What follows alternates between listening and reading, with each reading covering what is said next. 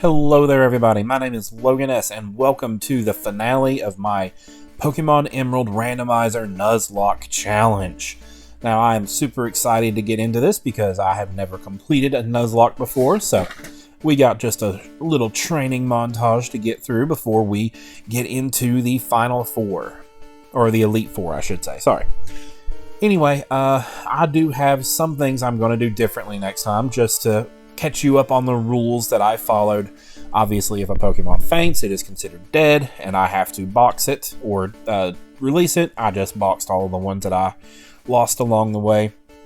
But I do use items in battle in this run-through, and I do allow switching. I am going to do that differently next time, but I'll get more into that when we get to the end of the video. But for now, we are going to skip ahead through some of this and get right into when we get into battling the Elite Four. Now, I don't fully level up my team to all the Pokemon being at the bottom level of the champion, but we get pretty close. I head on in after checking some of my items, realize that I did not check for PP maxes or PP restores, so I really hope I don't run into this issue. But our first match here against Sydney, I'm not expecting the first two matches here to go by too badly, just because we are going to be really over leveled for especially the first two. He leads off with a Slowbro, and I bring in my Fu Manchu. I'm pretty confident that we are going to take this down really quickly. I think that maybe if we get a good roll, we can take it down with a couple of strengths, but no, Sydney ends up using a full restore. But we end up taking it down after a couple of more moves there. Took a little bit of unnecessary damage, but oh well. Up next is Butterfree, and I bring in DDR. Just to try to get DDR some experience. I want to level him up a little bit, hoping that maybe it'll learn something good. But anyway, it goes down quickly. Gulpin, the poison type, comes in next. I switch into Land God. Up next is Weedle. It's going to do absolutely nothing. And Exploud comes in last. I decide to go normal type against normal type and take this thing down with just a couple of quick strengths, and with that, Sydney is down. Heal up a little bit, get some elixir in, and head on into Phoebe. So Phoebe is going to lead off with Stantler. I'm sticking with my Fu Manchu just to get the Intimidate drop, and also I think a normal type is pretty good to lead with. It's going to go down to, it looks like, 2 strengths as long as we can break through this confusion. We do, and the Stantler goes down. Fu Manchu gains another level. Arbok is coming in, so I decide to switch on in to Alakazam, our Gengar 2. I decide to Calm Mind up just to get a +1 since I know this thing's going to go down pretty quickly. And Arbok goes down to 1 Psychic. Our Moldo is coming up next. I stick in with Gengar, thinking that, with a Calm Mind on it, we should be able to get through this pretty good. Level 56, not too worried about it. Up next is a Pupitar, a middle evolution. That is something else I'm going to do differently, is I'm going to make all Pokemon fully evolved at this point in the next run-through I do. But Calm Mind up one more time, and we now have a +2 Alakazam, and we are going to easily take down the last of Phoebe's Pokemon. I think about switching, but ultimately, no, we don't need to. Alakazam's going to handle this. 1 Psychic, and it goes down.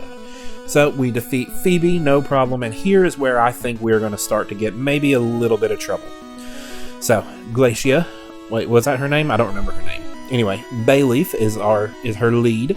So it's going to go down to 2 quick horn attacks. I mean, Strength maybe could have taken it down, but I didn't want to risk it just going in the red and then her having full heals and all of that. But it doesn't matter. We got it. And up next is going to be this little weakling in Makuhita. And it's level 52, so yeah, we still got this. Even though it does have the fighting type advantage. But we're just going to use a Strength. This thing should be pretty weak, considering it is an unevolved Pokemon at this stage, and we get the crit. Don't know if the crit was necessary, but always good to get a crit. Up next, we are going to switch, I believe. No, I end up not switching. It's just an Ilsmus, so, just a little bug type. It confuses us, gets a full restore in. I break through another 2 confusions. That's twice that we have been confused, and I broke through 3 times total. Togepi, the normal type, is coming in. I go over to Dorado to handle it with the advantage. And to finish off this Swellow, we go into Shrek, so that with this Ice-type move. And with that, 3 of the Elite Four are down, no problem.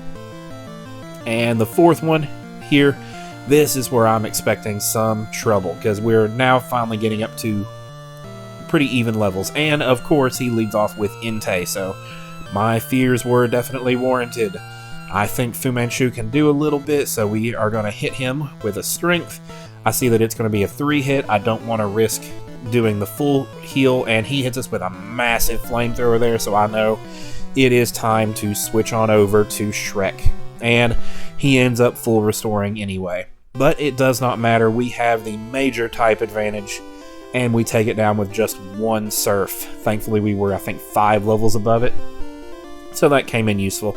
Up next, we got a Flareon, so I'm like, ooh, very good. We don't even have to switch, so we can just go straight in, Surf, gone. 2 of his Pokemon down and 2 moves with Shrek. I am so glad that I got Kyogre. Kyogre is one of my favorite Pokemon, and at this point, I'm like, whoa, another Fire type? We got Rapidash? I mean, thank God. I mean, if he could have had some different typings here, this could have been bad, and then a Slugma. Like 4 of his 5 Pokemon have been Fire types. At this point, I'm thinking, no, I definitely didn't put for trainers to have themed teams, so his last Pokemon is going to be Slowking. I decided to switch into DDR just to get a fake out and maybe get some experience on it, just because DDR is definitely one of the weaker parts of the team.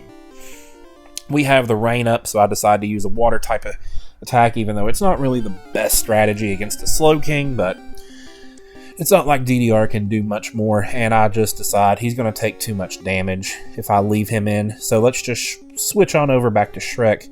Shrek can handle this. He's kind of bulky, and we're going to get the Body Slam, get the full para, and we paralyze it again.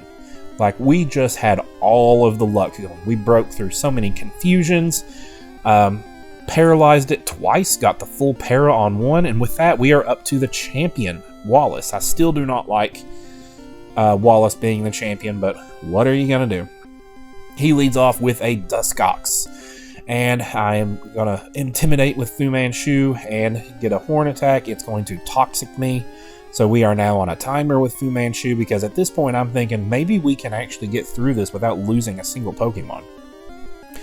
And up next is going to be the Jolteon. It hits pretty hard there, and I don't want to risk losing DDR. Again, trying to go perfect. Why I didn't just go into Land God to begin with, I don't know. But Jolteon goes down with 1 quick, and then, his Ivysaur was actually the Ace, so it goes down with a quick Psychic. He throws in a Ghastly, which is of course going to go down to 1 Psychic. And up next is Wigglytuff, and I decide to go into Land God. It's got a fighting type move, so that we can hopefully take this down in 1 shot. We are at the same level. This health takes forever, and no, we did not take it down in 1 shot. He's of course going to use his full restore, and that time we actually got a bad roll on health, so he didn't full restore, and that took it down. Up next is going to be Magneton. I think this is his last Pokemon, and I think, do I want to switch? Because I know, and then I remember that in this generation, Magneton doesn't have Levitate, so I can just Earthquake this thing, super effective, and it's going to go down in 1 hit. And even though this was incredibly easy looking back on it, I am so glad that I was able to finally do this. You know, I got the jitters out of the way. And the next time that I do one of these Nuzlocks, because I do want to do another Nuzlocke, I am definitely going to be upping the difficulty, upping the danger factor, because I want to see what I can actually do now that I've got this first one out of the way. So we'll definitely go to set style next time. I'll probably also ban using items in battle, and I think that'll be 2 good changes. Obviously, I'm going to keep with the not over-leveling part. And the randomizer part also made things kind of fun, you know?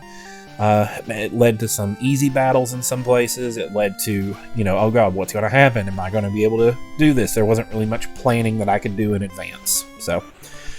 But anyway, if you enjoyed watching this, I have been Logan S, and I do want to do more Pokemon content. I also want to do other content. I don't just want to strictly limit myself to Pokemon, but Pokemon is my favorite class of games, so thank you so much for watching. It has been amazing, and I hope you have a great day. Consider giving me a subscription. It would really help out, and I'll see you in my next video. Take care.